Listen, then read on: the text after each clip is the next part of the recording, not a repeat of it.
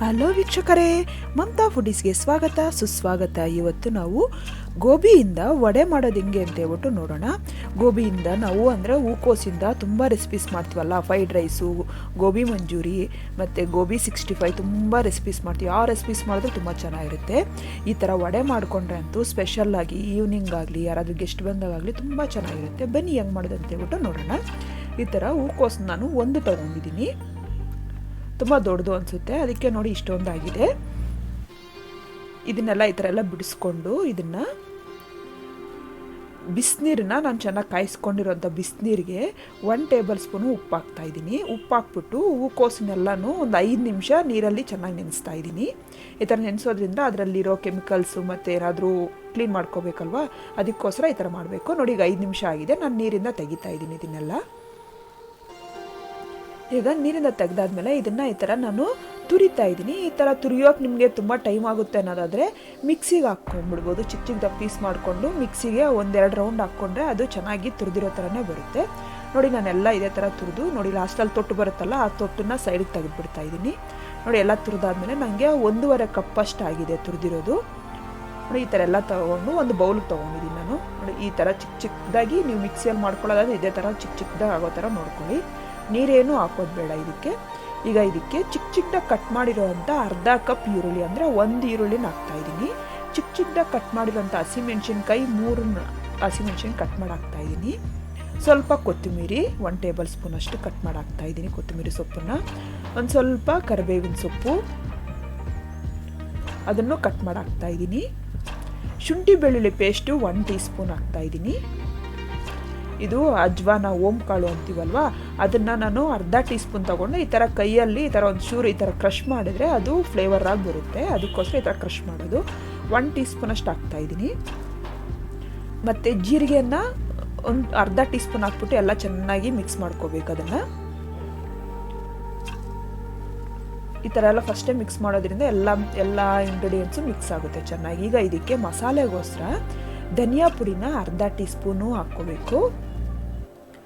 ಅರ್ಧ tea spoon ಅಚ್ಚ ಖಾರದ ಪುಡಿ ಹಾಕ್ತಾಯಿದ್ದೀನಿ. ಈ ಪ್ಲೇಸಲ್ಲಿ ಚಿಲ್ಲಿ ಫ್ಲೇಕ್ಸು ಹಾಕ್ಕೋಬೋದು. ಮತ್ತು ಆಮ್ಚೂರ್ ಪೌಡರು ಅರ್ಧ ಟೀ ಸ್ಪೂನ್ ಹಾಕ್ತಾಯಿದ್ದೀನಿ. ಅದ್ರ ಬದಲು ನೀವು ನಿಂಬೆಹಣ್ಣಾದರೂ ಹಾಕ್ಕೋಬೋದು. ಅದು ಆಮ್ಚೂರ್ ಪೌಡ್ರ್ ಹಾಕಿದ್ರೆ ಅದ್ರ ಟೇಸ್ಟೇ ಬೇರೆ. ಗರಂ ಮಸಾಲ ಅರ್ಧ ಟೀ ಸ್ಪೂನು, ಚಾಟ್ ಮಸಾಲ ಅರ್ಧ ಟೀ ಸ್ಪೂನ್ ಹಾಕ್ತಾಯಿದ್ದೀನಿ. ಅರಿಶಿನ 1/4 ಟೀ ಸ್ಪೂನ್ ಹಾಕ್ತಾಯಿದ್ದೀನಿ. ಅರಿಶಿನ ಕಲರ್ಗೋಸ್ಕರ ಮತ್ತು ಟೇಸ್ಟಿಗೋಸ್ಕರ. ಉಪ್ಪು ರುಚಿಗೆ ನೋಡ್ಕೊಂಡು ಹಾಕ್ಕೋಬೇಕು. ಹಾಕ್ಕೊಂಡು ಎಲ್ಲ ಚೆನ್ನಾಗಿ ಮಿಕ್ಸ್ ಮಾಡ್ಕೋಬೇಕು ಈ ಮಸಾಲೆ ಎಲ್ಲನೂ. ಈ ಥರ ಎಲ್ಲ ಮಸಾಲೆ ಎಲ್ಲ ಮಿಕ್ಸ್ ಮಾಡಾದ್ಮೇಲೆ ಈಗ ಇದಕ್ಕೆ ಬೈಂಡಿಂಗ್ಗೋಸ್ಕರ ನಾನು 1 ಕಪ್ಪು ಕಡಲೆ ಹಿಟ್ಟು ಹಾಕ್ತಾಯಿದ್ದೀನಿ. ಇದು ಬೈಂಡಿಂಗ್ಗೋಸ್ಕರ ಕಡಲೆ ಹಿಟ್ಟು ಹಾಕೋದ್ರಿಂದ ಒಳ್ಳೆ ಕ್ರಿಸ್ಪಿನೆಸ್ ಬರುತ್ತಲ್ಲ ವಡೆಗೆ, ಅದಕ್ಕೋಸ್ಕರ. ಈಗ ಕ್ರಿಸ್ಪಿಯಾಗಿರೋದಕ್ಕೋಸ್ಕರ ನಾನು ಅಕ್ಕಿ ಹಿಟ್ಟನ್ನ 2 ಟೇಬಲ್ ಸ್ಪೂನ್ ತೊಗೊತಾ ಇದ್ದೀನಿ. ನೀವು ಈ ಪ್ಲೇಸಲ್ಲಿ ಕಾರ್ನ್ ಫ್ಲೋರ್ ತೊಗೋಬೋದು. ಮತ್ತು ರವೆನ 2 ಟೇಬಲ್ ಸ್ಪೂನ್ ತೊಗೊತಾ ಇದ್ದೀನಿ. ಬಾಂಬೆ ರವೆನ ನಾನು 2 ಟೇಬಲ್ ಸ್ಪೂನ್ ತೊಗೊತಾ ಇದ್ದೀನಿ. ಬಾಂಬೆ ರವೆ ಆದರೆ ಬೈಂಡಿಂಗು ಮತ್ತು ಕ್ರಿಸ್ಪಿನೆಸ್ಸು ತುಂಬ ಚೆನ್ನಾಗಿ ಬರುತ್ತೆ. ಹಾಕ್ಬಿಟ್ಟು ಎಲ್ಲ ಚೆನ್ನಾಗಿ ಮಿಕ್ಸ್ ಮಾಡ್ಕೋಬೇಕು. ನಾನೇನು ನೀರು ಆ್ಯಡ್ ಮಾಡ್ತಾಯಿಲ್ಲ. ಈ ಥರ ಕೈಯೆಲ್ಲ ಚೆನ್ನಾಗಿ ಅದು ಮಿಕ್ಸ್ ಆಗಬೇಕು. ನಿಮಗೆ ನೀರು ಅವಶ್ಯಕತೆ ಇದೆ ಅನ್ನೋದಾದರೆ ಸ್ವಲ್ಪ ಇಲ್ಲಿ ಒಂದು 1 ಟೀ ಸ್ಪೂನ್ ಅಷ್ಟು ನೀರು ಹಾಕ್ಕೊಳ್ಳಿ. ನೋಡಿ ಈ ಥರ ಡೋ ಬರಬೇಕು. ಹಿಟ್ಟು ಮುದ್ದೆ ಈ ಥರ ಚಪಾತಿ ಹಿಟ್ಟು ಥರ ಬರಬೇಕು. ನೋಡಿ ಸಾಫ್ಟಾಗಿ ಆಗಿರಬೇಕು. ತುಂಬ ತೆಳ್ಳಕ್ಕೂ ಬೇಡ, ತುಂಬ ಗಟ್ಟಿಕ್ಕೂ ಬೇಡ. ಇದು ತುಂಬ ತೆಳ್ಳಕ್ಕಾಗಿದೆ, ಇನ್ನೊಂದು ಸ್ವಲ್ಪ ಅಕ್ಕಿ ಹಿಟ್ಟು ಹಾಕ್ಕೊಳ್ಳಿ. ತುಂಬ ಗಟ್ಟಿಯಾಗಿದೆ ಅನ್ನೋದಾದರೆ ಒಂದು ಸ್ವಲ್ಪ ನೀರು ಹಾಕ್ಕೊಳ್ಳಿ. ನೋಡಿ ಈ ಥರ ಎಲ್ಲ ರೆಡಿ ಆದಮೇಲೆ ಈಗ ಇದನ್ನು ಕೈಗೆ ಎಣ್ಣೆ ಮಾಡಿಕೊಂಡು ನಿಂಬೆಹಣ್ಣು ಗಾತ್ರದಷ್ಟು ಬಾಲ್ ತೊಗೋಬೇಕು. ನೋಡಿ ಕೈಗೆ ಎಣ್ಣೆ ಮಾಡ್ಕೊಂಡಿದ್ದೀನಿ ನಾನು. ಅದನ್ನು ನಿಂಬೆಹಣ್ಣು ಗಾತ್ರದಷ್ಟು ತೊಗೊಂಡು ಈ ಥರ ವಡೆ ಥರ ನಾವು ಲಟ್ಟಿಸ್ಕೋಬೇಕು.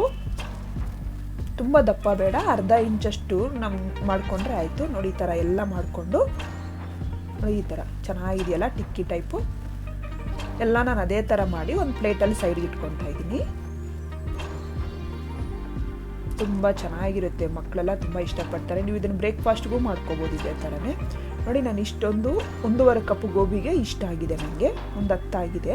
ಈಗ ಬಾಂಡಿಯಲ್ಲಿ ಎಣ್ಣೆ ಕಾಯಕ್ಕೆ ಇಟ್ಬಿಟ್ಟು ಎಣ್ಣೆನ ತುಂಬ ಕಾಯಕ್ಕೆ ಬಿಡಬಾರ್ದು, ಒಂದು ಮೀಡಿಯಮ್ ಹೀಟ್ ಬಂದಿರಬೇಕು. ಇವಾಗ ಅದನ್ನು ಟಿಕ್ಕೀಸ್ ಎಲ್ಲ ನಾವು ರೆಡಿ ಮಾಡ್ಕೊಂಡಿದ್ದೀವಲ್ಲ ವಡೆನೆಲ್ಲ ಅದರಲ್ಲಿ ಹಾಕಿ ಎಲ್ಲ ಚೆನ್ನಾಗಿ ಫ್ರೈ ಮಾಡ್ಕೋಬೇಕು.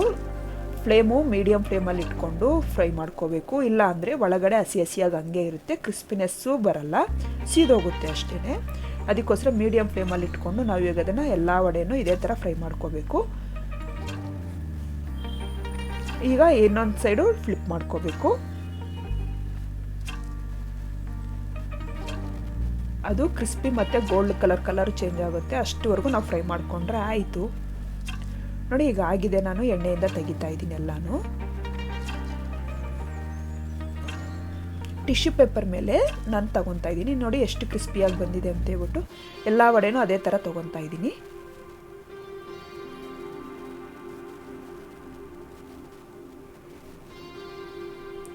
ಇಷ್ಟೇ, ನಾನು ಸರ್ವಿಂಗ್ ಪ್ಲೇಟ್ಗೆ ಇವಾಗ ಸರ್ವ್ ಮಾಡ್ಕೊಂಡು ಟಿಶ್ಯೂ ಪೇಪರ್ ಮೇಲೆ ಹಾಕಿದ್ರೆ ಎಣ್ಣೆ ಎಲ್ಲ ಎಳ್ಕೊಳ್ಳುತ್ತೆ ಅಂತೇಳಿ ಟಿಶ್ಯೂ ಪೇಪರ್ ಮೇಲೆ ಹಾಕ್ತಾಯಿದ್ದೀನಿ. ಇಷ್ಟೇ, ನಾನು ಸರ್ವಿಂಗ್ ಪ್ಲೇಟ್ಗೆ ಸರ್ವ್ ಮಾಡ್ಕೊತಾ ಇದ್ದೀನಿ. ತುಂಬ ಕ್ರಿಸ್ಪಿಯಾಗಿ ಬರುತ್ತೆ ಇದು. ನೀವು ಮನೇಲಿ ಟ್ರೈ ಮಾಡಿ, ಮಕ್ಕಳೆಲ್ಲ ತುಂಬ ಇಷ್ಟಪಟ್ಟು ತಿಂತಾರೆ.